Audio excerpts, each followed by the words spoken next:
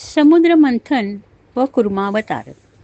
देव आणि असुर दोघांनीही समुद्र मंथनाला सुरुवात केली. नारायण तिथे उपस्थित होते. ते वासुकीच्या डोक्याजवळ गेले आणि त्याचे डोके पकडले. त्यांच्या मागोमाग सर्व देव वासुकीच्या डोक्याकडे गेले आणि त्यांनी त्याचे डोके पकडले. हे दृश्य बघून असुरांना राग आला. वासुकीची शेपटी पकडणे त्यांना अपमानास्पद वाटले. ते म्हणाले, वेदांमध्ये लिहिल्याप्रमाणे सर्पाची शेपटी पकडणे हा आमच्या मोठेपणाचा अवमान आहे. तेव्हा आम्ही मंथनासाठी मदत करणार नाही. असं म्हणून ते एका जागी स्तब्ध उभे राहिले. नारायणांनी त्यांच्याकडे बघून स्मितहास्य केले आणि वासुकीचे डोके सोडून ते शेपटीच्या दिशेने जाऊ लागले. त्यांच्या मागोमाग सर्व देवही शेपटीच्या बाजूला गेले. अशा रीतीने गैरसमज दूर झाल्यावर असुरांनी वासुकीचे डोके पकडले. आपल्याला हवं ते मिळाल्याच्या समाधानात असुर आनंदाने नारायण आणि देवांबरोबर मंदार पर्वताच्या सहाय्याने समुद्रमंथन करू लागले. देव असुर ह्यांचे एवढे बलाढ्य हात घुसळण्याचे काम करू लागले तरी अतिशय जड असलेला मंदार पर्वत समुद्रात बुडू लागला. ह्या अचानक उद्भवलेल्या संकटामुळे देव आणि दानव दोघेही अतिशय खिन्न झाले. नारायणांच्या लक्षात आले की विघ्नेश्वराची प्रार्थना न केल्यामुळे हे संकट उद्भवले होते. नारायण समुद्रामध्ये गेले आणि त्यांनी कूर्म अवतार धारण केला आणि आपल्या प्रचंड बलाढ्य पाठीवर मंदार पर्वत उचलून ठेवला. त्यामुळे मंदार पर्वत पाण्याच्या वर आला. हे बघून तिथे उपस्थित असलेल्या सर्वांना अतिशय आनंद झाला. तिथे हजर असलेल्या फार थोड्यांनाच मंदार पर्वत खाली का गेला आणि परत वरती कसा आला ह्याचं कारण समजलं. समुद्र मंथन ही सर्व नारायणांची लीला होती. स्वतः पर्वताच्या शिखरावर जाऊन आपल्या हजारो हातांनी त्यांनी तो पर्वत स्थिर आणि सरळ केला. त्यांनी सर्व देवांच्या आणि असुरांच्या मनात प्रवेश करून त्यांच्यात उत्साह निर्माण केला. थोडक्यात हजारो हात असलेले मंदार पर्वतावर असलेले नारायणच होते. मंदार पर्वताच्या खाली असलेले अतिप्रचंड कासव सुद्धा तेच होते. असुरांच्या मनात, देवांच्या मनातही तेच होते. तेच सर्व ठिकाणी व्यापलेले होते. ही त्यांचीच किमया होती. आता खरी खुरी समुद्र मंथनाला सुरुवात झाली. सर्वांमध्ये उत्साह संचारला. दोन्ही बाजूनी वासुकीला खेचायला सुरुवात झाली. परंतु वासुकीला ते काही सहन होईना. तेव्हा त्याच्या तोंडातून अग्नी आणि विषारी धूर बाहेर येऊ लागला.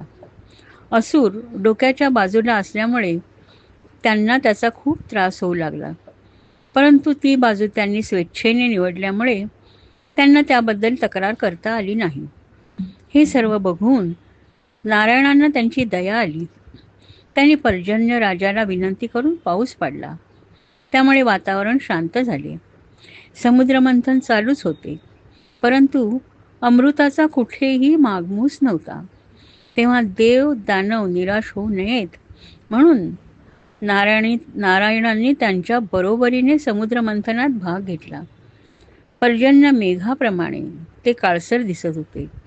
त्यांच्या कानातली मासोळीच्या आकाराची कर्णभूषणे विजेप्रमाणे चमकत होती.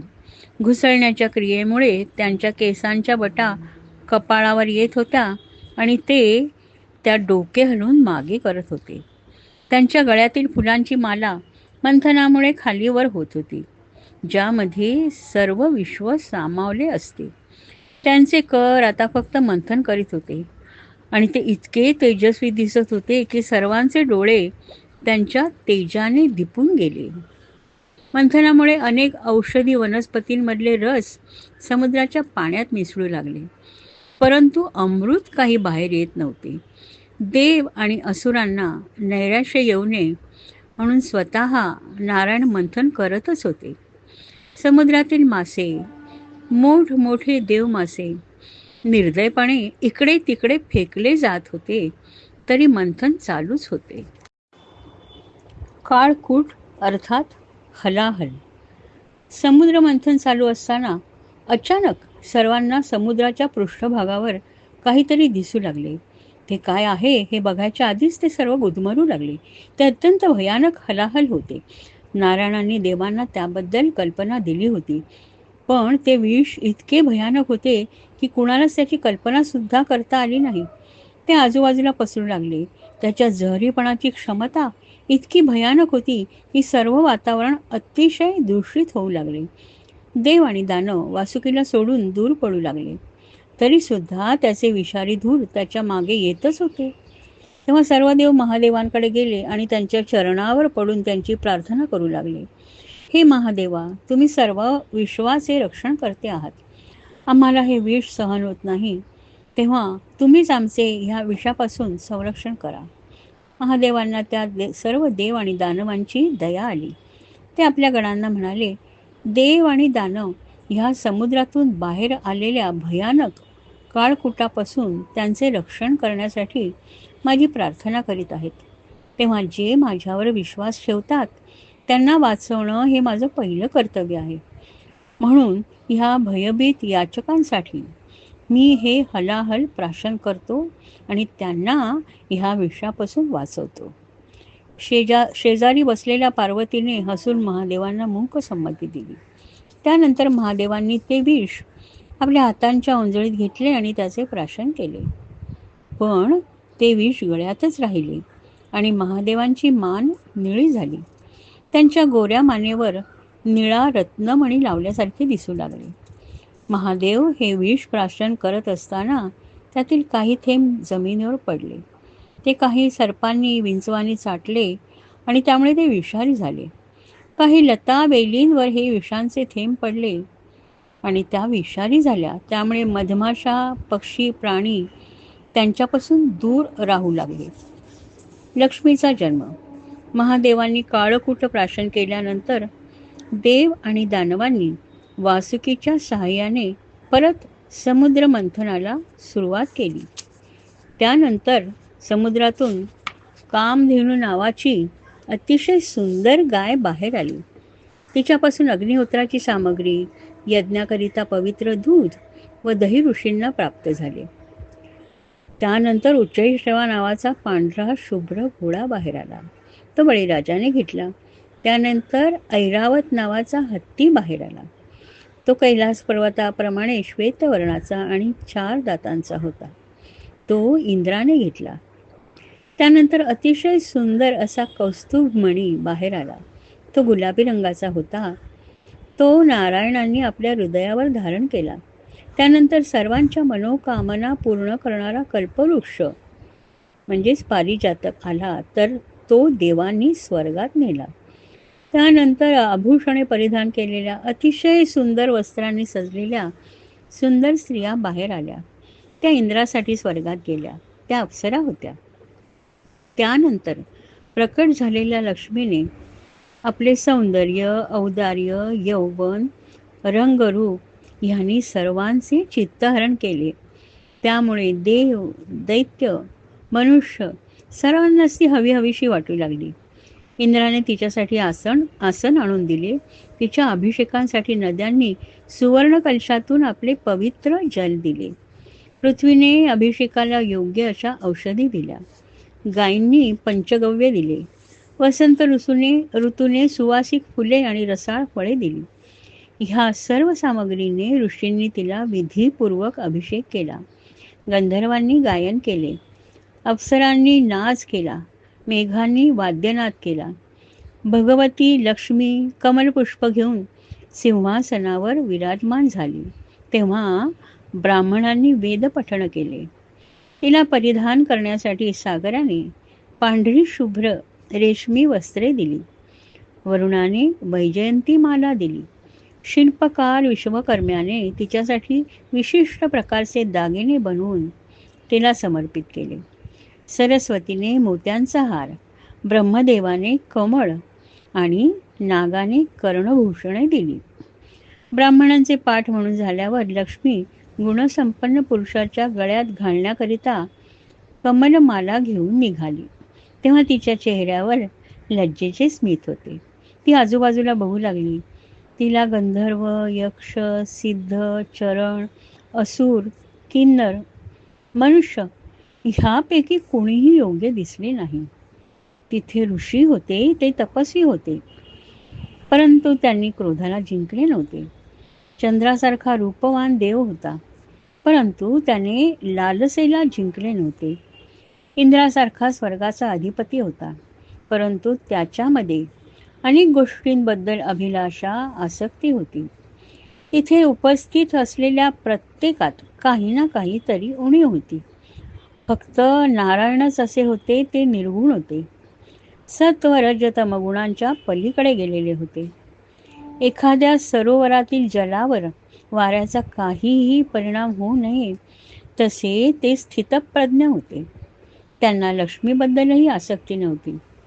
तेव्हा नारायण हेच आपल्यासाठी योग्य पती आहेत ही खात्री झाल्यावर लक्ष्मीने आपल्या हातातील कमलपुष्पमाला नारायणांच्या गळ्यात घातली आणि त्यांच्या बाजूला जाऊन उभी राहिली. नारायणांनी तिला आपल्या वक्षस्थळावर जागा दिली. ब्रह्मदेव आणि सर्व देवांनी त्यांच्यावर पुष्पवर्षाव केला. त्यानंतर समुद्र मंथनातून कन्यारूपाने कमललोचन वारुणी देवी प्रकट झाली आणि ती लगेच दैत्यांनी उचलली.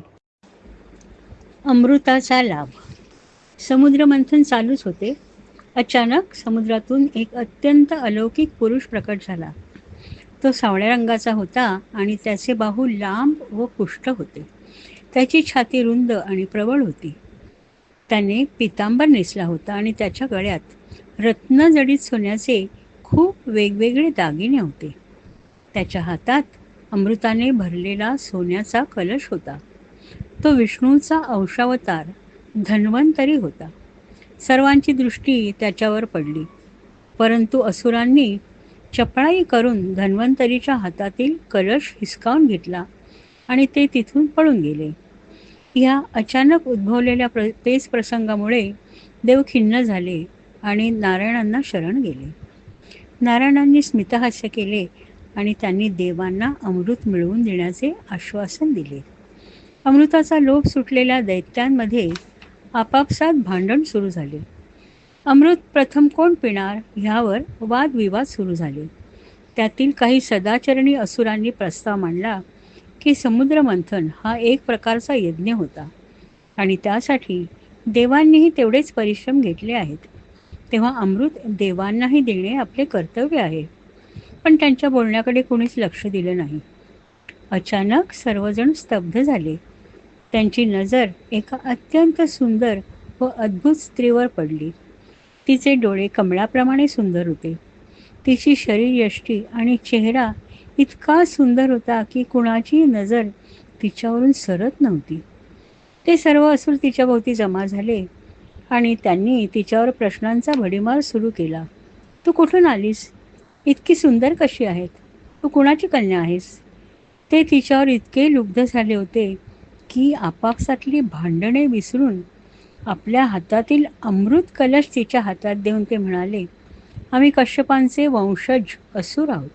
तू तिराहीत स्त्री आहेस, तेव्हा तू निपक्षपातीपणाने अमृताचे वाटप करशील ह्याची आम्हाला खात्री आहे.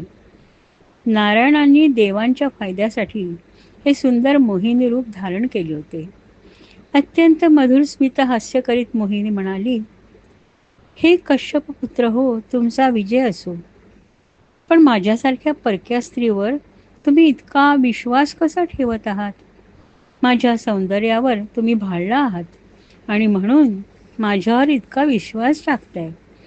परंतु एका परक्या सुंदर स्त्रीवर इतका विश्वास टाकणे योग्य नाही. सर्व असुर मोहिनीरूपी नारायणांच्या मायाजालात इतके फसले होते की त्यांची विचारशक्तीच नष्ट झाली. त्यांनी तिचे बोलणे हसण्यावरी नेले आणि तिला अमृत वाटण्याची विनंती केली. मोहिनी म्हणाली, माझा निर्णय तुम्हाला मान्य असेल तर मी तुम्हाला अमृत वाटपात सहकार्य करेन. हे सर्व होईपर्यंत देवही त्या ठिकाणी पोचले होते. असुरांनी स्नान केले. सर्वांनी उत्तमोत्तम पोशाख धारण केले. सर्वजण देव आणि दानव कुशासनावर पूर्वेकडे तोंड करून स्थानापन्न झाले. तेव्हा हातात अमृत कलश घेऊन मंद पावलाने मोहिनी तिथे आली. तिने अत्यंत सुंदर वस्त्रालंकार परिधान केले होते. तिने आपल्या हास्ययुक्त कटाक्षाने देव आणि दानव यांच्याकडे पाहिले तेव्हा ते मंत्रमुग्ध झाले. नारायणांना माहीत होते की जन्मतःच क्रूर असणाऱ्या असुरांना अमृत देणे म्हणजे सापांना दूध पाजण्यासारखे होते. नारायणांनी देव आणि असुर यांच्या 2 वेगवेगळ्या पंक्ती करून त्यांना वेगवेगळे बसवले. त्यानंतर अमृत कलश घेऊन मोहिनी असुरांजवळ गेली व हावभाव व नेत्रकटाक्षांनी त्यांना मोहित करून लांब बसलेल्या देवांना अमृत वाटू लागली. असुर मोहिनीच्या मायाजालात इतके गुरफटले होते, ती गोष्ट त्यांच्या लक्षातच आली नाही. थोड्या वेळाने अमृत देवांना प्रथम दिले जात आहे असा संशय असुरांना आला.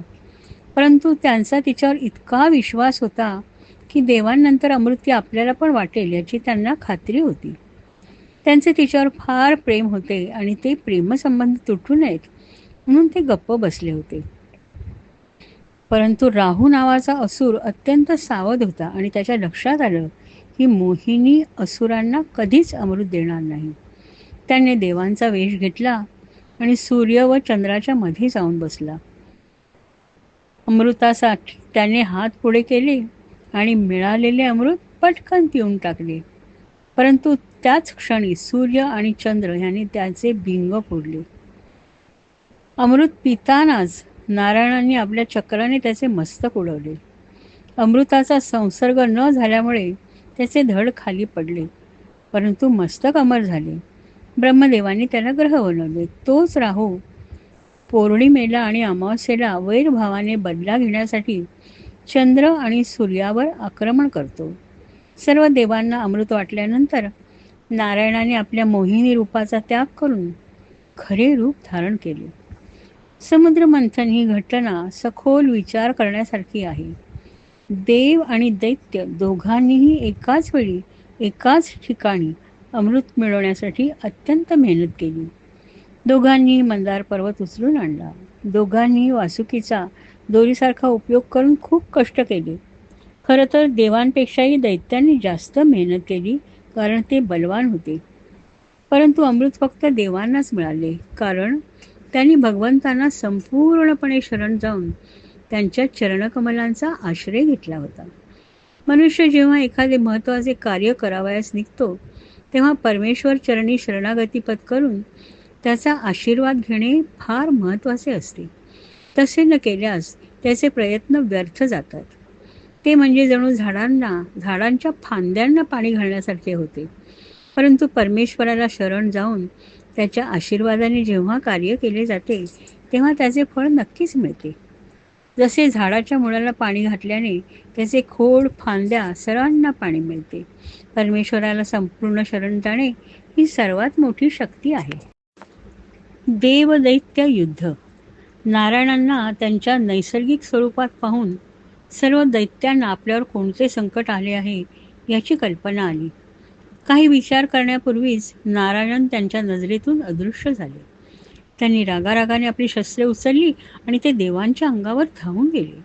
समुद्रकिनारी देवदानवांचे मोठे युद्ध सुरू झाले. देवदानव ह्यांच्यात आपापसात दोघात युद्ध सुरू झाले. देवांनी अमृतप्राशन केल्यामुळे त्यांना विशेष शक्ती प्राप्त झाली होती. रणभूमीवर रथींबरोबर रथी, पायदळाबरोबर पायदळ, घोडेस्वारांबरोबर घोडेस्वार, हत्तीस्वारांबरोबर हत्तीस्वार असं तुंबळ युद्ध सुरू झालं.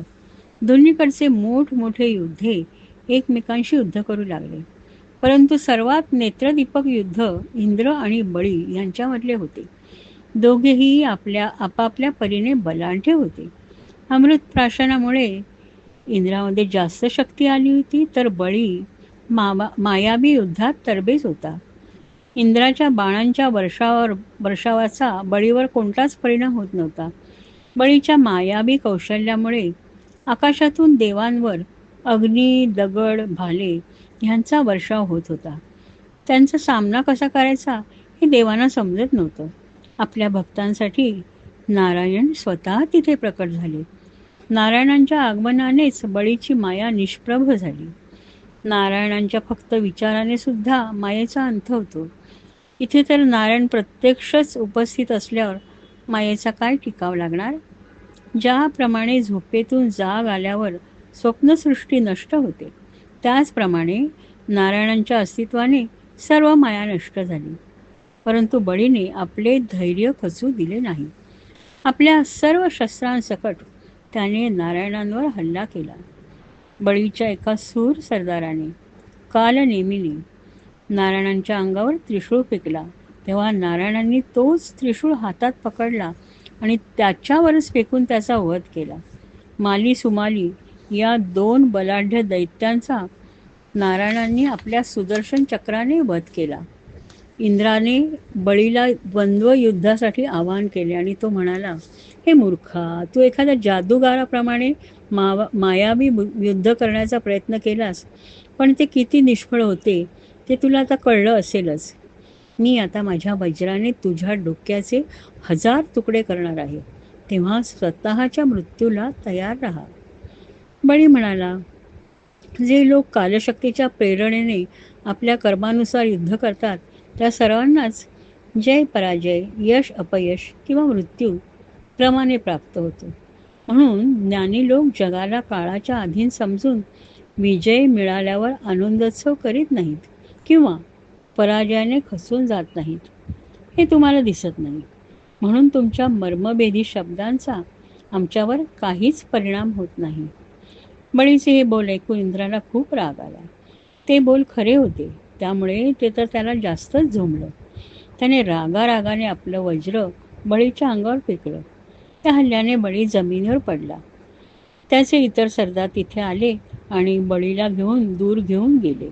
परंतु थोड्याच वेळात बळी परत आला आणि दोघे एकमेकांशी द्वेषाने लढू लागले. ही लढाई थांबण्याची काहीच चिन्हे दिसेनात.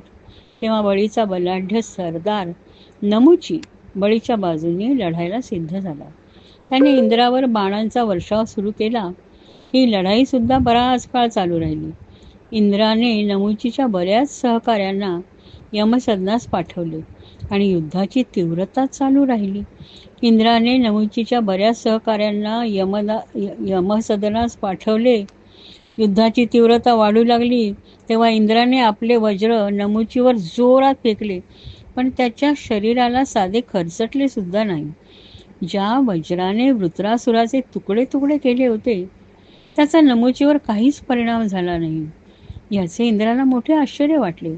दधीची ऋषींच्या हाडांपासून विश्वकर्माने बनवलेले हे वज्र नमुची पुढे निष्प्रभ ठरले होते.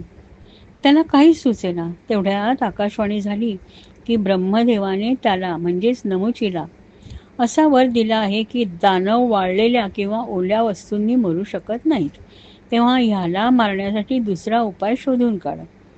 त्यानंतर इंद्र एकाग्रतेने विचार करू लागला. तेव्हा त्याची नजर सहजपणे समुद्राच्या लाटांवर स्थिरावली आणि त्याला लाटांवर असलेला फेस दिसला. त्याच्या लक्षात आले, हा फेस ओलाही नाही आणि सुकाही नाही, तेव्हा तोच आपल्या उपयोगास येईल. असा विचार करून त्याने समुद्राचा फेस नमुचीच्या डोक्यावर टाकला आणि तात्काळ त्याचे डोके धडापासून वेगळे झाले. त्यावेळी स्वर्गातून देवांनी, मुनींनी, गंधर्वांनी इंद्रावर फुलांचा वर्षाव करून त्याची स्तुती केली. हे युद्ध असंच चालू राहिलं असतं, पण ब्रह्मदेवाने असुरांचा नाश होत आहे हे पाहून आपला पुत्र नारद मुनी ह्या देवांकडे पाठवले. नारद मुनी देवांना म्हणाले, नारायणांच्या कृपेने तुम्हाला अमृत मिळाले आहे. माता लक्ष्मी पण तुमच्या बाजूची आहे. तेव्हा आता ही लढाई बंद करा आणि स्वर्गलोकी आपापल्या घरी जा.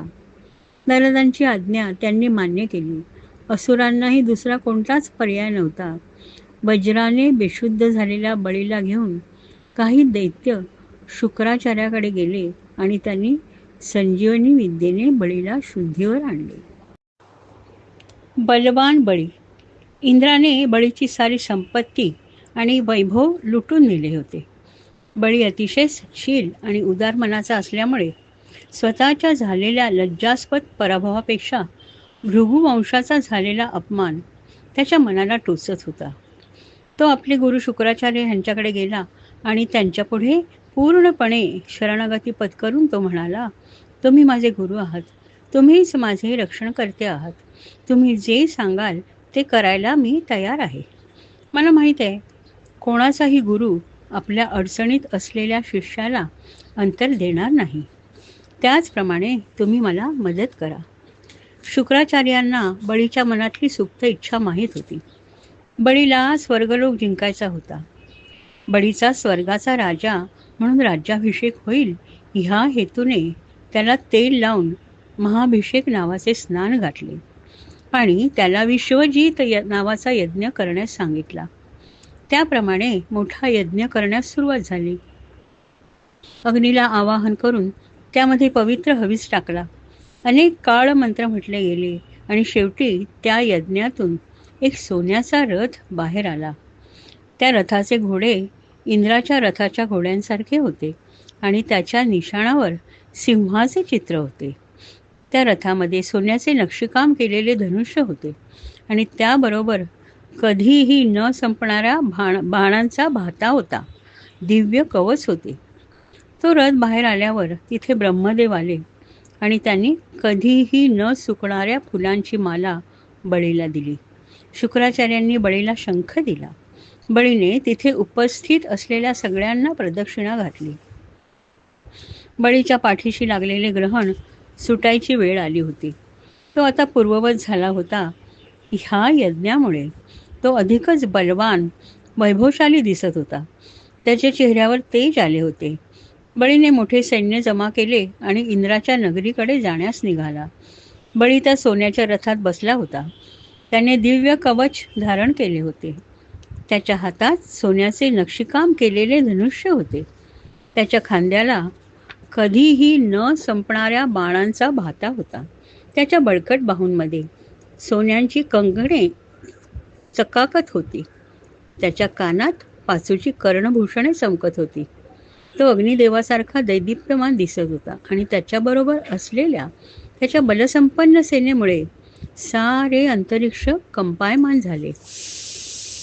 बळीने आपल्या सोन्याच्या रथातून इंद्राच्या अमरावतीवर चढाई केली.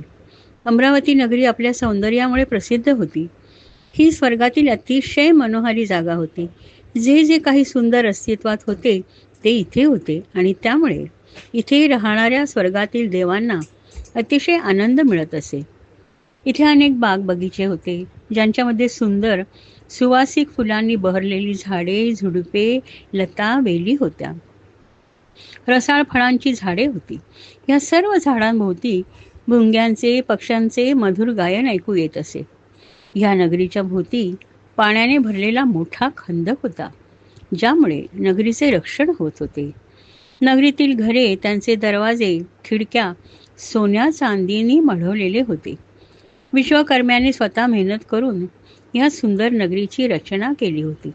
तिथे अनेक ठिकाणी मृदुंग, शंख, नगारे, वीणा इत्यादी वाद्ये वाजत होती आणि गंधर्व गात होते. अप्सरा नृत्य करीत होत्या. जगात जे जे सुंदर होते ते सर्व ह्या नगरीत होते आणि अशा ह्या सुंदर नगरीला जिंकण्यासाठी बळीराजाचे आगमन झाले होते. इंद्र आणि त्याच्या सेनेला जिंकून स्वर्गाचा राजा होण्याचा बळीचा मानस होता. त्याच्या सेनेने नगरीला वेढा दिला आणि बळीने मोठ्याने शंख फुंकला. इंद्राने सोन्याच्या रथात बसलेला धनुष्यबाण आणि दिव्य कवच परिधान केलेला तेजस्वी बळी पाहिला. त्याचे ते अद्वितीय तेज बघून इंद्र आश्चर्यात पडला. त्याची प्रचंड मोठी सेना बघून ह्या युद्धाचा निकाल काय लागणार याची त्याला कल्पना आली. इंद्राने ताबडतोब आपले गुरु बृहस्पती यांच्याकडे धाव घेतली आणि म्हणाला, पूजनीय गुरुवर, आपला जुना शत्रू परत आपल्यावर चाल करून आला आहे आणि त्याला पराभूत करता येईल असं मला वाटत नाही. तो इतका बलवान, तेजस्वी आणि अजिंक्य कसा झाला आहे? तेव्हा बृहस्पती म्हणाले, ही त्याचे गुरु शुक्राचार्य यांची कृपा आहे. तो इतका तेजस्वी झाला आहे की नारायणांशिवाय त्याच्यापुढे कुणाचाही प्रभाव पडणार नाही. माझ्या सल्ल्यानुसार ह्या घटकेला त्याच्याशी युद्ध करणे मूर्खपणाचे ठरेल. त्यातून काहीही निष्पन्न होणार नाही. काळसुद्धा तुझ्या बाजूचा नाही. तेव्हा सर्वात उत्तम म्हणजे तू आणि सर्व देवांनी अमरावती सोडून जाणे इष्ट आहे. बळीचे सर्व तेज बळ त्याचे गुरु शुक्राचार्यांमुळे मिळाले आहे. काही काळानंतर ह्याच शुक्राचार्यांच्या रागामुळे बळीचे ऐश्वर कमी होईल. बृहस्पतींचा हा सल्ला ऐकून इंद्राला मोठा धक्का बसला. तो म्हणाला, माझी ही सुंदर अमरावती सोडून मी कसा जाऊ? आम्ही देव असताना एका असुराच्या ताब्यात माझी ही नगरी कशी देऊ? आम्ही पण कमी बलवान नाही आहोत. आम्ही युद्ध करून अमरावतीला वाचू. बृहस्पतींनी शांतपणे इंद्राचे मन वळवण्याचा प्रयत्न केला. ते म्हणाले, आता अमरावती सोडून जाणेच योग्य आहे. बळीच्या तेजापुढे आणि त्याच्या सेनेपुढे देवांना हार पत्करावी लागेल आणि देवांचे फार मोठे नुकसान असुर करतील. शेवटी इंद्राला ही गोष्ट पटली आणि त्याने आपल्या गुरूंचा सल्ला मानला. इंद्र आणि सर्व देव अमरावती सोडून निघून गेले. कुठलेही युद्ध न करता अमरावती मिळाल्याने बळी अतिशय आनंदी झाला. देवांच्या भिकडपणाला तो तुच्छतेने हसला. त्याने स्वर्गात आपले राज्य प्रस्थापित केले. तो आता 3ही लोकांचा राजा झाला, अजिंक्य झाला. त्याचे गुरु शुक्राचार्य ह्यांनी त्याला अश्वमेध यज्ञ करण्याचा सल्ला दिला. बळीने 100 अश्वमेध यज्ञ केले. त्याची कीर्ती 3ही लोकात पसरली. वामनाचा जन्म. वामन अवतार. इंद्र आणि इतर देवांची माता आदिती आपल्या मुलांना बळीने पराभूत केल्यामुळे अतिशय खिन्न झाली होती. तिचे पती कश्यप बराच काळ उग्र तपश्चर्या करण्यासाठी आश्रमापासून दूर गेले होते.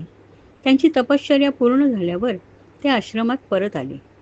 आदितीने आपल्या पतीचे यथायोग्य स्वागत केले आणि त्यांच्या जवळ जाऊन उभी राहिली. त्यांनी तिच्या खिन्न चेहऱ्याकडे पाहिले आणि तिला विचारले, हे देवी, तू कुठल्या काळजीत आहेस? तू नेहमीसारखी आनंदी दिसत नाहीस. तुझ्यावर कुठले संकट आले का? की तुझ्याकडून आश्रमात आलेल्या कुठल्या अतिथीचा अजाणतेपणाने अपमान झाला आहे का? माणसाच्या मनात अधर्म उत्पन्न झाला आहे का? तुझी मुले ठीक आहेत ना? तुझ्याकडे बघून तू कुठल्या तरी दुःखात आहेस हे दिसून येतंय. तेव्हा तुझ्या दुःखाचे कारण मला सांग. आपल्या अश्रूभरल्या नेत्रांनी अदितीने कश्यप ऋषींकडे पाहिले आणि ती म्हणाली, मी माझ्या मुलांमुळे अतिशय दुःखी झाले. माझ्या मुलांचा बळीने पराभव करून त्यांना स्वर्गातून हाकलून दिले. त्यांचे सर्व वैभव आणि संपत्ती नष्ट झाली आहे आणि ते सगळं परत मिळवण्याची काहीच आशा नाही. तेव्हा तुम्ही माझ्यावर आणि माझ्या मुलांवर कृपा करा आणि आम्हाला या संकटातून बाहेर काढा. कश्यप ऋषींनी अतिशय मृदू हास्य केले आणि ते म्हणाले, विष्णू माया अगाध आहे. ह्या मायेमुळेच तू तुझ्या मुलांच्या मोहबंधनात अडकली आहेस. त्यांच्या दुःखामुळे तू दुःखी झाली आहेस. असो, ह्याला एकच मार्ग आहे. तू नारायणांची उपासना कर. त्यांच्यावर प्रेम करणाऱ्या सर्वांबद्दल त्यांना अतिशय सहानुभूती असते. तू त्यांची मनापासून भक्ती कर. ते तुझी इच्छा नक्की पूर्ण करतील. आदिती त्यांच्याकडे बघून म्हणाली, मी तर एक सामान्य स्त्री आहे. मोठे मोठे ऋषी मुनी वर्षानुवर्षे त्यांची तपश्चर्या करतात. माझ्यासारख्या सामान्य स्त्रीला नारायणांच्या भक्तीचा सोपा मार्ग सांगा, ज्या योगे मी त्यांना प्रसन्न करू शकेन. तेव्हा कश्यप ऋषी म्हणाले, पयोव्रत नावाचे एक व्रत आहे, जे एकदा मला ब्रह्मदेवांनी सांगितले होते. ह्या व्रताप्रमाणे फाल्गुन महिन्याच्या शुक्ल पक्षात पहिले 12 दिवस आणि 12 रात्री नारायणांची उपासना करायची. ह्या दिवसांमध्ये फक्त दुधाचे प्राशन करायचे आणि ओम नमो भगवते वासुदेवाय हा 12 अक्षरी मंत्र सतत जपत राहायचा. तू जर हे व्रत अत्यंत भक्तीने आणि एकाग्रतेने केलेस तर नारायण तुझी इच्छा पूर्ण करतील. कश्यप ऋषींनी सांगितल्याप्रमाणे आदितीने 12 दिवस अत्यंत मनोभावे नारायणांचे व्रत केले. तिचे सर्व लक्ष फक्त नारायणांच्या कमल चरणांवर केंद्रित होते. 12 दिवसांनंतर नारायण तिच्यावर प्रसन्न झाले आणि तिच्या पुढे प्रकट झाले. ती देहभान विसरून उभी राहिली आणि परत परत नारायणांना साष्टांग प्रणिपात करू लागली. नारायणांचे ते प्रसन्न रूप बघून तिच्या नेत्रातून अखंड अश्रुधारा वाहू लागल्या. ती आपले दोन्ही हात जोडून त्यांच्यापुढे उभी राहिली आणि म्हणाली, हे भगवंता, तुमची स्तुती, तुमचं गुणगान मी कसं वर्णन करू? मला काहीच समजत नाही. परंतु तुम्ही अत्यंत दयाळू आहात, तेव्हा माझे दुःख जाणून घेऊन माझ्यावर दया करा. आपल्या कमलनयनांनी अत्यंत दयाळूपणे तिच्याकडे बघत नारायण म्हणाले, हे देवमाते, तुझे दुःख काय आहे ते तू मला सांगण्याची गरज नाही. मी ते जाणतो. तुझ्या पुत्रांचे सारे वैभव असुरांनी काढून घेतले आहे आणि तुला त्यांना ते परत मिळवून द्यायचे आहे. हे सर्व नक्की होईल, परंतु अजून ती वेळ आलेली नाही. तुला काही काळ वाट पाहावी लागेल. बळीचे ग्रह सध्या फार उच्चीचे आहेत आणि शुक्राचार्यांसारखा तेजस्वी प्रतिष्ठित गुरूंचा तो लाडका शिष्य असल्यामुळे त्याला सध्या कोणीही काहीही करू शकणार नाही. पण तू केलेल्या व्रतामुळे मी अतिशय आनंदी झालो आहे आणि मी तुला असा वर देतो की तुझ्या पोटी मी जन्म घेईन. तुझ्या पुत्रांना त्यांचे पूर्वीचे वैभव परत मिळवून देईन. ह्याबद्दल तू कोणालाही काहीही सांगू नकोस, कारण माझा जन्म हे एक देवरहस्य असेल. असं म्हणून नारायण अदृश्य झाले. कश्यप ऋषींना त्यांच्या योगशक्तीच्या आधारे पुढे काय घडणार आहे याची कल्पना आली आणि आपली पत्नी आनंदी झाली हे पाहून त्यांनाही अतिशय आनंद झाला. यथावकाश आदितीने पुत्राला जन्म दिला. जन्म झालेला पुत्र आदितीला नारायणांच्या रूपात दिसला. जणू काही नारायणांनी तिला दिलेल्या वचनाची पूर्ती केल्याची ग्वाहीच दिली. दुसऱ्या क्षणी त्यांनी नवजात बालकाचे रूप धारण केले. तीनही लोकांमध्ये पुत्रजन्माचा आनंद साजरा केला गेला. सर्व देवांना अतिशय आनंद झाला. पृथ्वी परमेश्वराचे चरण आपल्यावर पडणार ह्या कल्पनेने अतिशय सुंदर दिसू लागली. सर्व सरोवरांचे जल अतिशय स्वच्छ आणि पवित्र झाले. सर्व ऋतू एकत्र येऊन सर्व ठिकाणी सुगंधी फुले फुलली आणि त्यांचा सुवास असं म्हणतात दरवळू लागला. भाद्रपद महिन्याच्या शुक्ल पक्षातील द्वादशीला श्रवण नक्षत्रावर अभिजित मुहूर्तावर ह्या बाळाचा जन्म झाला होता. त्यानंतर ह्या द्वादशीला विजया द्वादशी असे म्हटले गेले. बाळाचे नाव वामन ठेवले गेले. त्याची अंगयष्टी लहान होती.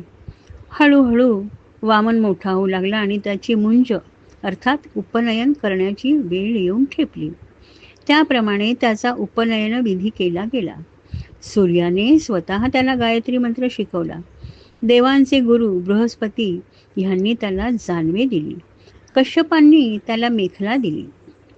पृथ्वीने कृष्ण मृगचर्म, चंद्राने दंड, आदितीने कौपिन अर्थात लंगोटी आणि कटिवस्त्र दिले. आकाशाने छत्र दिले. ब्रह्मदेवांनी कमंडलू, सप्तर्षींनी कुशगवताची जुडी, सरस्वतीने रुद्राक्ष माळ दिली. कुबेराने त्याला भिक्षापात्र दिले आणि त्यामध्ये जगज्जननी पार्वती देवीने प्रथम भिक्षा दिली. बळीने केलेला यज्ञ. नर्मदा नदीच्या उत्तर किनाऱ्यावर भृगकच्छ नावाचे मोठे पवित्र मैदान होते. त्या जागेवर शुक्राचार्य आणि भृगु वंशाचे वंशज ह्यांच्या मार्गदर्शनाखाली बळीराजा अश्वमेध यज्ञ करत होता. ह्या यज्ञाला उपस्थित राहण्याचे वामनाने ठरविले.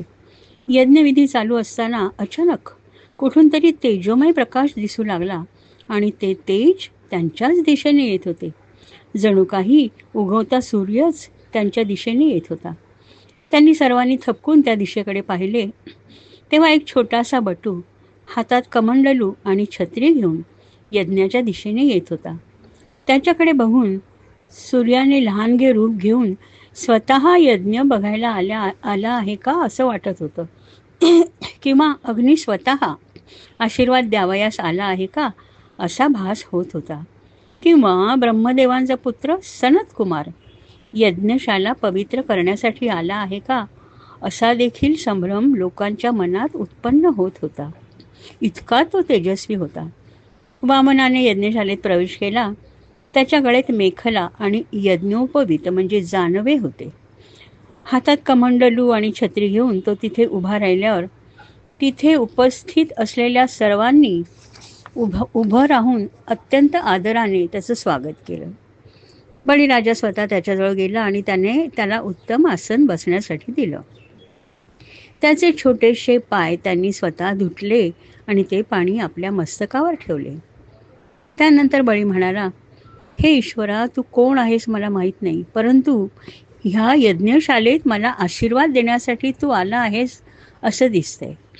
अनेक ब्रह्मर्षींनी केलेल्या तपांना आकार दिला तर तो आकार जसा तेजस्वी दिसेल तसाच तू मला दिसत आहेस. तुझ्या आगमनाने मी आणि माझ्या पूर्वजांचा उद्धार झाला आहे. तुझ्यामुळे माझे जीवन पवित्र झाले आहे. तुझ्या चरणांचे जल माझ्या मस्तकावर ठेवल्यामुळे माझी सर्व पापे धुवून निघाली आहेत आणि हा अश्वमेध यज्ञ सुफल झाला आहे. हे ईश्वरा, मी तुझ्यासाठी काय करू? तुझ्यासारख्या महान ब्राह्मणाने माझ्याकडे काहीतरी मागावे आणि माझ्यासारख्या क्षत्रियाने ते दान करावे. ह्यातच माझ्या आयुष्याची धन्यता आहे. तुला जमीन, सोने, घर, हत्ती, घोडे, गाय काय देऊ ते फक्त तू सांग आणि माझे दान स्वीकारून मला धन्य कर. छोट्याशा बटूने मंद स्मित केले आणि तो म्हणाला, तू अत्यंत विनयशीलपणे, उदात्त हेतूने आणि अत्यंत प्रामाणिकपणे हे बोलत आहेस आणि ते योग्यच आहे, कारण शुक्राचार्य तुझे गुरु आहेत. तू महान प्रल्हादाचा नातू आहेस. तुझा पिता विरोचन दानशूर म्हणून प्रसिद्ध होता. तुझ्या कुटुंबामध्ये आलेल्या कुणालाही त्याची इच्छा पुरी न होता परत जावे लागले नाही. अशा फार उदात्त घराण्याचा तू वंशज आहेस. तुझ्या घराण्यात कोणीही दिलेले वचन कधीच मोडले नाही. तुझा पूर्वज हिरण्याक्ष इतका पराक्रमी होता की त्याने एका गदेच्या जोरावर 3 लोक पादाक्रांत केले होते. पण तो आनंदी नव्हता, कारण आपल्या योग्यतेचा योद्धा लढण्यासाठी आपल्याला मिळाला नाही असं त्याला वाटत होतं.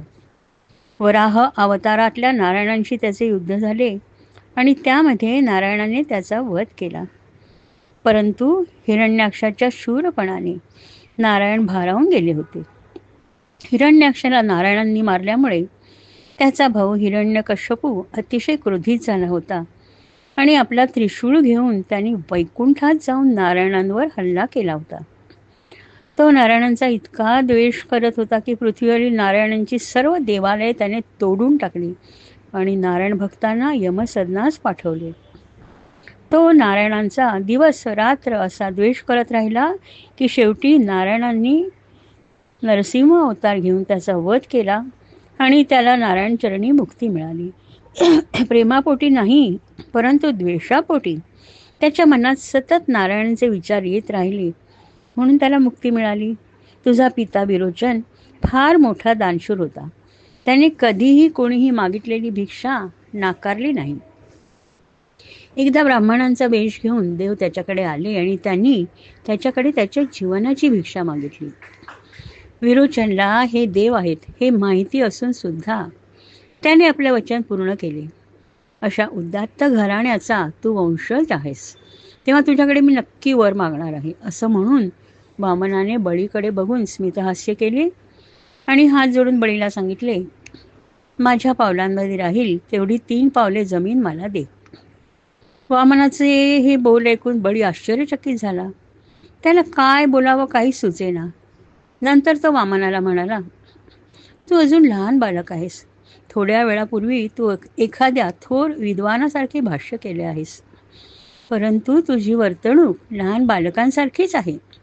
आपले हित कशात आहे ते तुला समजत नाही. मी 3 लोकांचा स्वामी आहे आणि आपल्या वागण्या बोलण्याने तू मला प्रसन्न केलेस. तेव्हा तू मागितलास तर एखादा खंडच्या खंड मी तुला देऊ शकेन. हवं तितकं सोनं देऊ शकेन. पण तू तुझ्या चिमुकल्या पावलांमध्ये राहील एवढीच जमीन माझ्याकडे मागतोयस.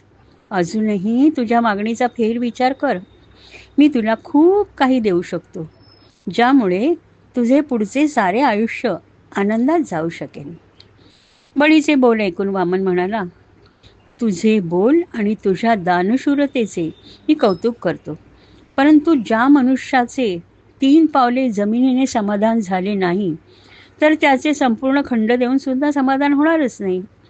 त्याला 7 खंडांचा हव्यास होईल.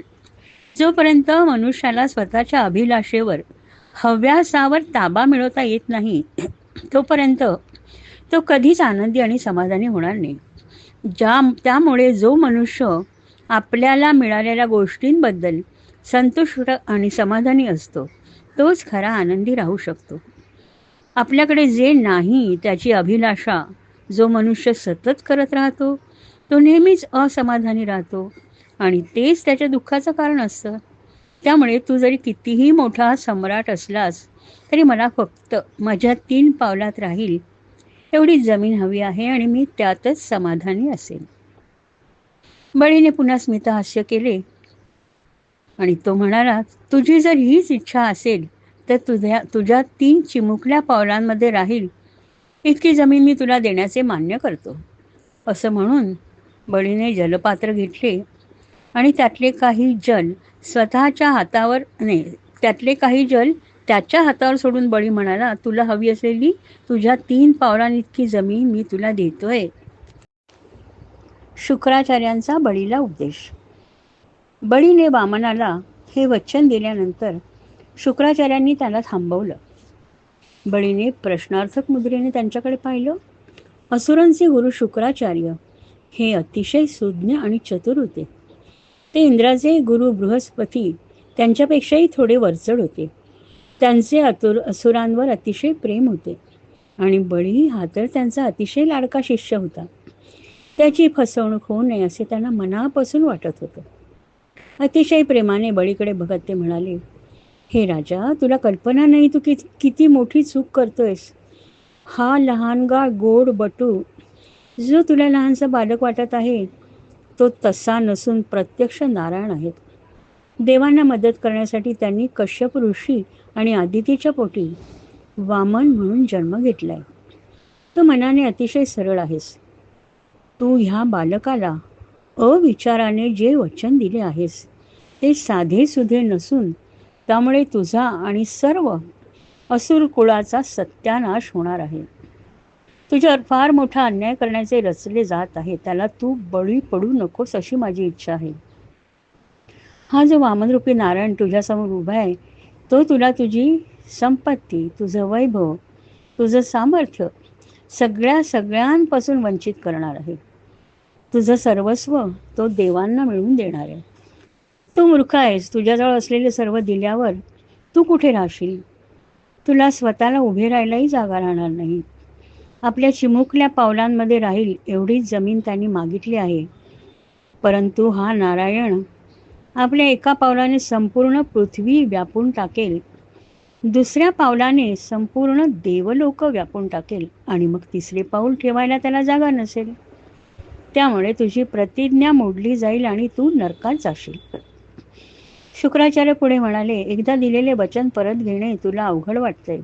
धर्माला धरून नाही अशी तुझी समजूत आहे. परंतु ऋग्वेदांमध्ये ह्यावर उपाय आहे आणि तो मी तुला सांगतो. प्राणसंकट आले असता स्वतःचे जीवित रक्षण करण्यासाठी, स्त्रियांना प्रसन्न करण्यासाठी त्यांची स्तुती करणे, विवाह घडवून आणण्यासाठी कन्येची खोटी प्रशंसा करणे, गाय व ब्राह्मणांचे हित साधण्यासाठी किंवा एखाद्याचे मरण किंवा अब्रू वाचवण्यासाठी असत्य बोलणे धर्माने मान्य केले. बळीने शुक्राचार्यांचे बोल अतिशय लक्षपूर्वक ऐकले आणि तो अत्यंत विनयाने म्हणाला, मला आपले म्हणणे पटते आहे, परंतु मी साध्या माणसासारखा वागू शकणार नाही. मी दानशूर विरोचनाचा पुत्र आहे आणि थोर भक्त प्रल्हाद यांचा नातू आहे. अशा उच्चकुलीन घराण्यातला मी वचनभंग कसा काय करू शकतो? ते कृत्य अत्यंत निंद्य आणि लाजिरवाणे होईल. तुमच्या सल्ल्याप्रमाणे मी जर वागलो तर स्वतःच्या वैभवाच्या संपत्तीच्या पासून वंचित होणाऱ्या सामान्य माणसाप्रमाणेच माझं वर्तन होईल. मी एकदा प्रतिज्ञा केली आहे आणि माझं मत असं आहे की असत्यापेक्षा दुसरा अधर्म नाही. मी ब्राह्मणाला दिलेल्या वचनाचा आदर करतो. ह्यापुढे मृत्यू, नरक, दारिद्र्य, राज्यशासन कशाचीच पर्वा मी करत नाही. माझ्यासाठी मी दिलेले वचन सर्वश्रेष्ठ आहे. दधीची, शिबी इत्यादी महापुरुषांनी आपल्या वचनासाठी आपल्या प्राणांचेही दान केले. मग मला पृथ्वीच्या दानाबद्दल विचार कशाला करायला पाहिजे? मी विष्णूंना दिलेल्या वचनाप्रमाणे दान करणारच. विष्णू माझ्याकडे दान मागायला आले आहेत, यातच मी स्वतःला धन्य समजतो. जरी नारायणांची मागणी अनुचित असली तरी मी माझा निर्णय कधीच बदलणार नाही आणि 3 पावले जमीन वामनाला देणारच. बळीचे हे बोल ऐकून शुक्राचार्यांचा क्रोध अनावर झाला. बळी त्यांचा शिष्य असून गुरूंचा सल्ला त्यांनी न ऐकल्यामुळे शुक्राचार्य त्याच्यावर अतिशय क्रोधित झाले आणि त्यांनी बळीला शाप दिला. ते म्हणाले, मी तुझा गुरु असूनही तू स्वतःला माझ्यापेक्षा शहाणा समजत आहेस आणि माझा अनादर करत आहेस. तेव्हा तुझी सर्व संपत्ती, वैभव, तुझे राज्य तुला सोडून जाईल आणि तू निष्प्रभ होशील. शुक्राचार्यांच्या शापाचा बळीवर काहीच परिणाम झाला नाही. त्याने आपली पत्नी विंध्यावली हिला पाचारण केले. ती सोन्याचा कलश घेऊन आली. त्यामध्ये पवित्र जल होते. बळीने वामनाची विधीपूर्वक पूजा केली आणि त्रिपाद भूमी देण्याचा संकल्प केला. बळी आणि त्याच्या पत्नीने भगवंतांचे सुंदर चरणकमल धुवून ते तीर्थ आपल्या मस्तकावर धारण केले. आकाशात धुंदुवी वाजू लागल्या. गंधर्व, किन्नर इत्यादी गाऊ नाचू लागले आणि बळीच्या डोक्यावर आकाशातून अविरत फुलांचा वर्षाव होऊ लागला. 3 पावले जमीन. बळीने वामनाला 3 पावले जमिनीची भेट दिल्यावर एक अद्भुत घटना घडली. नारायणांचे ते त्रिगुणात्मक वामन रूप मोठे मोठे होऊ लागले. ते विश्वरूप बघून बळीच्या डोळ्यात आनंदाश्रू आले. बघता बघता ते विश्वरूप एवढे मोठे झाले की पृथ्वी, आकाश, दिशा, स्वर्ग, पाताळ, समुद्र, पशु, पक्षी, मनुष्य, देव, ऋषी, दानव सगळे त्या रूपात सामावून गेले. बळीने विश्वरूप भगवंतांच्या चरणातलामध्ये रसातल, चरणांमध्ये पृथ्वी, पोटऱ्यांमध्ये पर्वत, जांगांमध्ये मरुदगण, नितंबामध्ये असुरगण, नाभीमध्ये आकाश, उदरस्थानी 7 समुद्र, वक्षस्थळांमध्ये नक्षत्रांचा समूह, हृदयामध्ये धर्म, छातीमध्ये माधुर्य आणि सत्यवचन, मनामध्ये चंद्र, छातीवर हातात कमळ घेतलेली लक्ष्मी, कंठामध्ये सामवेद आणि संपूर्ण शब्द समूह, बाहूंमध्ये इंद्रादी सर्व देवगण, कानांमध्ये दिशा, मस्तकामध्ये स्वर्ग, केसामध्ये मेघमाला, नाकामध्ये वायू, डोळ्यात सूर्य, मुखामध्ये अग्नी, वाणीमध्ये वेद, जिभेमध्ये वरुण, भुवयांमध्ये विधी आणि निषेध, पापण्यांमध्ये दिवस आणि रात्र, कपाळामध्ये क्रोध, खालच्या ओठामध्ये लोभ, स्पर्शामध्ये काम, पाठीमध्ये अधर्म, पदन्यासामध्ये यज्ञ, सावलीत मृत्यू, हास्यामध्ये माया आणि शरीराच्या रोमांमध्ये सर्व प्रकारच्या औषधी, नाड्यांमध्ये नद्या, नखांमध्ये शिळा आणि बुद्धीमध्ये ब्रह्मदेवादी देव तसेच ऋषीगण पाहिले. हे सर्व पाहून बळी धन्य झाला. भगवंताच्या मध्ये हे संपूर्ण जग पाहून दैत्य भयभीत झाले. त्याचवेळी भगवंतांच्या जवळ असलेले तेजस्वी सुदर्शन चक्र, शारंग, धनुष्य, पंचजन्य शंख, कौमोदकी गदा, चंद्राकार 100 चिन्हे असलेली ढाल, विद्याधर नावाची तलवार, लोकपालांसहित सुनंद इत्यादी पार्षद सेवक, पार्षद म्हणजे अर्थात सेवक त्यांना दिसले. भगवंतांच्या मस्तकावर रत्नजडित मुकुट लखलखत होता. त्यांच्या बलवान बाहूंमध्ये कंकणे शोभून दिसत होती. कानातील मत्स्याकृती कर्णभूषणे त्यांच्या मस्तकाच्या प्रत्येक हालचालीबरोबर चमकत होती. त्यांच्या कंठात कौस्तुभमणी चमकत होता आणि त्यामुळे त्यांच्या छातीवरील श्रीवत्स खूण जास्तच उठून दिसत होती. त्यांचा पितांबर वाऱ्याने उडत होता आणि अत्यंत सुंदर हास्याने त्यांचा चेहरा सुशोभित दिसत होता. अशा ह्या विशाल नारायणांच्या पावलाने सर्व पृथ्वी पादाक्रांत केली. त्यांच्या शरीराने आकाश आणि भुजांनी दिशा व्यापल्या. दुसऱ्या पावलाने त्यांची स्वर्ग, महरलोक, जनरलोक, तपोलोक आणि शेवटी ब्रह्मदेव असलेला ब्रह्मलोकही व्यापून टाकला. तिथे ऋषी मारीची, सनकबंधू, योगी वेद सर्व आले आणि त्यांनी भगवंतांच्या चरणाला वंदन केले. ब्रह्मदेवाने आपल्या कमंडलूतील जलाने नारायणांच्या पावलांची पूजा केली आणि त्याच जलाची मंदाकिनी नदी झाली. ती वाहत असताना तिच्या स्पर्शाने सर्व जागा पवित्र झाल्या. हीच मंदाकिनी जेव्हा पृथ्वीवर आणली गेली तेव्हा तिला गंगा असे नाव दिले गेले. 2 पावलांनी सर्व पृथ्वी, सर्व लोक, स्वर्ग व्यापल्यावर नारायणांनी पुन्हा वामन अवतार धारण केला आणि स्मितहास्य करीत उभा राहिला. हे सगळं बघून सर्व दैत्य अतिशय चिडले आणि म्हणू लागले, हा आमचा शत्रू विष्णू आहे. ह्याने आमच्या राजाला फसवून आमचे सर्वस्व हरण केले आहे. आमचा राजा सत्यशील आहे, ब्राह्मण भक्त आहे, दयाळू आहे. तर ह्या अन्यायाबद्दल शत्रूला मारणे हाच आपला धर्म आहे असं म्हणून ते शस्त्रे घेऊन वामनाला मारण्यास निघाले. तेव्हा भगवंतांच्या पार्षदांनी त्यांचा प्रतिकार केला आणि त्यांचा संहार करू लागले. बळीने हे सर्व पाहिले आणि त्यांना खूप राग आला. तो आपल्या सैनिकांना म्हणाला, हे युद्ध थांबवा आणि मागे फिरा. काळ आपल्याला अनुकूल नाही. एक वेळ अशी होती की काळ आपल्याला अनुकूल होता आणि देवांना नव्हता म्हणून आपला विजय झाला होता. आता हा काळ देवांची उन्नती आणि आपली अवनती करणार आहे. कुठल्याही साधनांच्या सहाय्याने आपण काळाला काही थांबवू शकत नाही. तेव्हा आपण अनुकूल काळाची वाट बघूया. तोपर्यंत न लढता शांतपणे राहणे हेच आपल्या हिताचे आहे. भगवंतांच्या बाजूला उभ्या असलेल्या गरुडाने वरुणाच्या पाशांनी बळीला बांधले. हे कृत्य घडल्यावर सर्वांनी रागाने त्या कृत्याचा निषेध केला. पण बळी शांत होता. त्याच्या लक्षात आले की मी आणि माझे हा अहंकार त्याच्यामध्ये होता आणि तो नारायणांना नष्ट करायचा होता. दान देताना तो म्हणाला होता, हे सर्व माझे आहे आणि त्यातील तू मागितलेला भाग मी तुला देतो. यामध्ये अहंकार होता आणि त्यासाठी नारायण आपल्याला शिक्षा देत आहेत अशी त्याची समजूत झाली. परंतु जेव्हा त्याने नारायणांकडे बघितले तेव्हा त्यांच्या डोळ्यात बळीबद्दल फक्त प्रेम आणि माया त्याला दिसली आणि त्याला अतिशय आनंद झाला. भगवंत आपल्याला आशीर्वाद देण्यासाठी आले आहेत ह्या गोष्टीची त्याला खात्री पटली. भगवंताने त्याच्याकडे दान मागून माझे या अहंकाराचे पाप धुवून टाकले होते.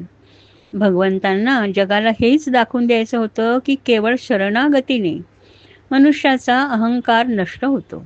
म्हणूनच त्याने गरुडाला त्याला बांधायला सांगितले. भगवंताचा हा दयाळूपणा बघून बळीचे नेत्र भरून आले आणि त्या बंधनात असून सुद्धा त्याने अत्यंत विनयाने आपले मस्तक भगवंतांपुढे झुकविले. बळी वचनास जागला. भगवंताने बंदी असलेल्या बळीकडे पाहिलं. बळीने सर्वस्व गमावलं होतं, पण तरीही तो सत्यापासून ढळला नव्हता.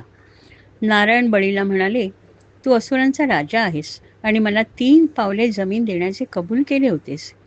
त्याप्रमाणे 2 पावलांनी मी पृथ्वी, स्वर्ग आणि सर्व लोक व्यापले आहेत. आता माझं 3रं पाऊल मी कुठे ठेवू? ते ठेवायला जागा नसेल तर तुझं वचन मोडलं जाईल आणि वचन मोडल्याची शिक्षा म्हणजे तुला नरकात जावं लागेल. हे तुझे गुरु शुक्राचार्यांनी तुला सांगितलंय. भगवंताचे बोल ऐकून बळी घाबरला नाही किंवा त्याला दुःखही झाले नाही. तो स्मितहास्य करीत भगवंतांना म्हणाला, तुम्हाला दिलेले वचन मी खोटं ठरवणार नाही. मी नरकाला घाबरत नाही, परंतु वचनभंग करणारा पापी ह्या अपकीर्तीला मी घाबरतो. तुम्हाला दिलेल्या वचनपूर्तीसाठी मी तुम्हाला विनंती करतो की तुमचे 3रे पाऊल तुम्ही माझ्या मस्तकावर ठेवा. माझ्या बंधनांना मी घाबरत नाही, दारिद्र्याला मी घाबरत नाही, परंतु माझ्या वचनभंगाला मी घाबरतो.